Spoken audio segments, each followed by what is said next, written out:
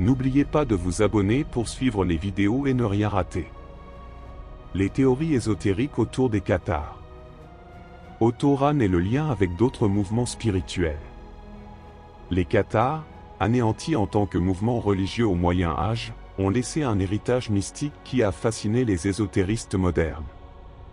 Autoran, écrivain et chercheur controversé du XXe siècle, a joué un rôle central dans la réinterprétation ésotérique des cathares, notamment à travers leur association avec le Graal et leur influence supposée sur d'autres courants spirituels.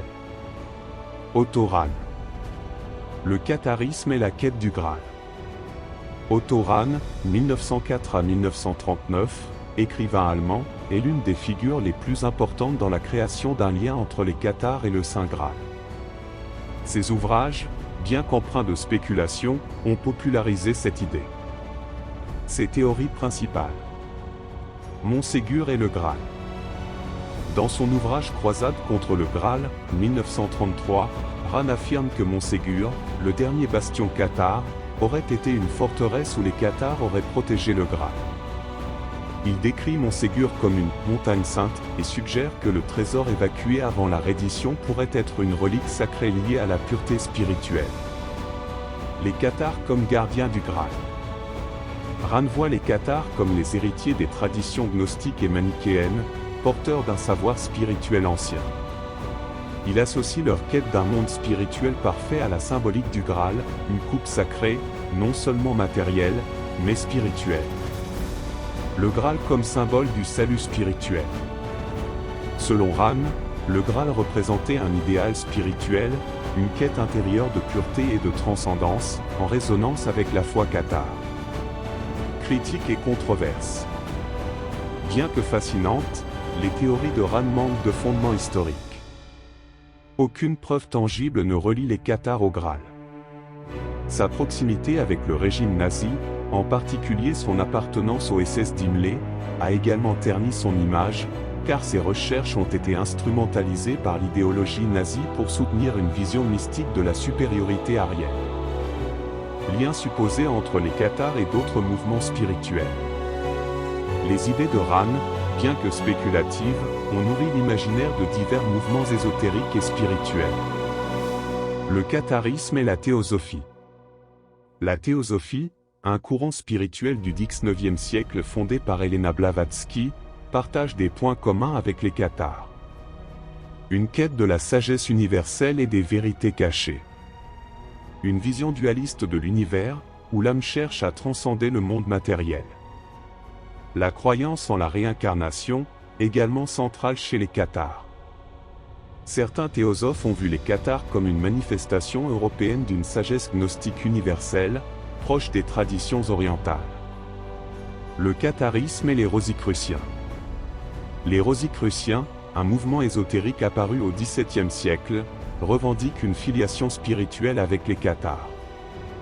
Ils perçoivent les cathares comme des précurseurs de leur quête de connaissances mystiques et de purification intérieure. La symbolique de la lumière, centrale chez les cathares, se retrouve également dans les rituels rosicruciens. Le catharisme et la franc-maçonnerie. Certains courants maçonniques considèrent les cathares comme des figures de résistance spirituelle face à la domination religieuse. Leur rejet de l'autorité dogmatique de l'Église catholique est perçu comme une affirmation de la liberté de penser. Les idéaux de pureté, de fraternité et de quête de vérité des cathares inspirent certaines loges. Influence sur le néo-catharisme moderne. Depuis le XXe siècle, des mouvements spirituels néo-cathares ont émergé, réinterprétant les enseignements des cathares dans une perspective contemporaine. Principe du néo-catharisme. Spiritualité non dogmatique. Les néo-cathares rejettent les institutions religieuses, privilégiant une relation personnelle avec le divin. Ils s'inspirent du dualisme cathare, cherchant à s'élever au-dessus des préoccupations matérielles. Recherche du Graal intérieur.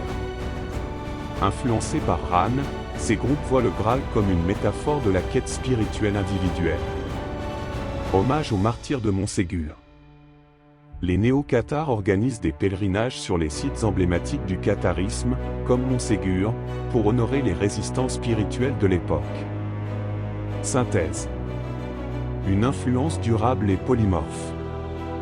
Les Cathars, grâce à des figures comme Othoran, ont acquis une aura mystique qui dépasse leur réalité historique. Bien qu'aucun lien avéré n'existe entre eux et le Graal, leur quête de pureté spirituelle et leur résistance au dogme ont trouvé un écho dans les mouvements ésotériques modernes. Ces idées continuent d'inspirer des chercheurs spirituels, des écrivains, et des adeptes de la quête mystique.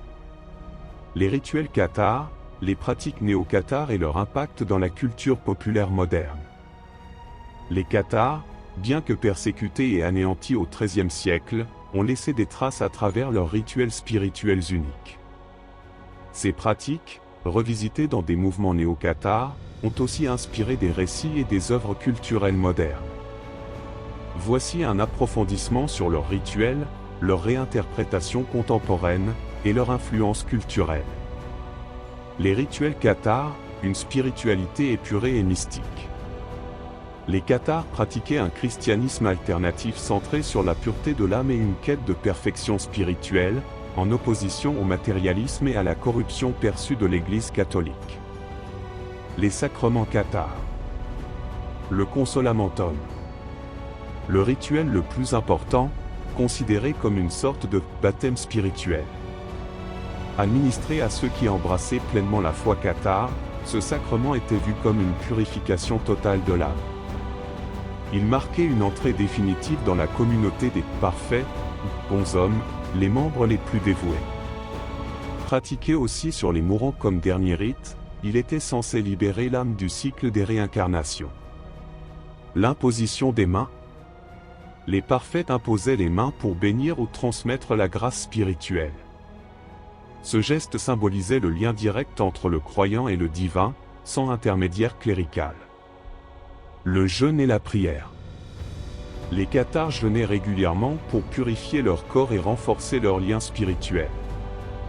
Les prières étaient dépouillées, sans ornement ni rituel complexe, souvent récitées dans un cadre austère. Rejet des pratiques catholiques.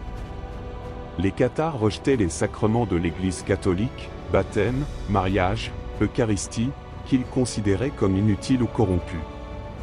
Le mariage était perçu comme une institution matérielle, ils prônaient une chasteté spirituelle pour s'élever au-dessus des désirs terrestres.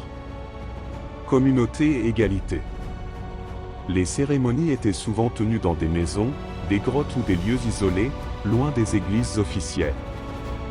L'égalité entre hommes et femmes dans la pratique spirituelle était une caractéristique marquante du catharisme.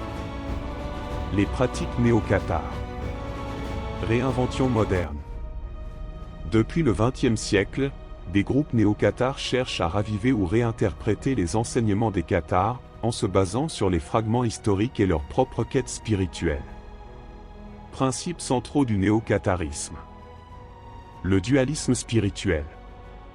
Les néo-cathars adoptent une vision dualiste où l'âme doit se libérer du monde matériel pour atteindre un état de pureté. La quête intérieure. Le consolamentum est réinterprété comme une pratique de méditation ou de purification intérieure, symbolisant la renaissance spirituelle. Respect de la nature.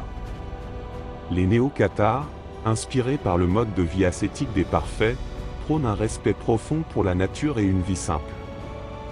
Rituels et pratiques. Reconstitution symbolique, des cérémonies inspirées du consolamentum ou des impositions de mains sont organisées dans des cadres naturels comme Montségur ou d'autres sites cathars. Groupes de méditation, des pratiques spirituelles basées sur la contemplation et le silence rappellent les valeurs d'austérité des Cathars. Études ésotériques. Certains groupes associent les enseignements cathars à des traditions spirituelles modernes comme le gnosticisme, la théosophie ou le bouddhisme. Critiques et débats.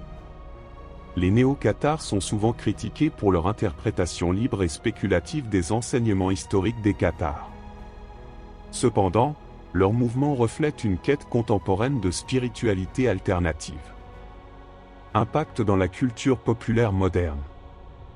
L'histoire et les mystères entourant les Cathars ont profondément influencé la littérature, le cinéma et la culture populaire.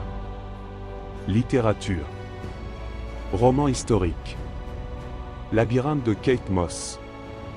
Ce roman à succès lie une quête moderne au catharisme et au mystère du Graal. La religion cathare de Michel Roquebert.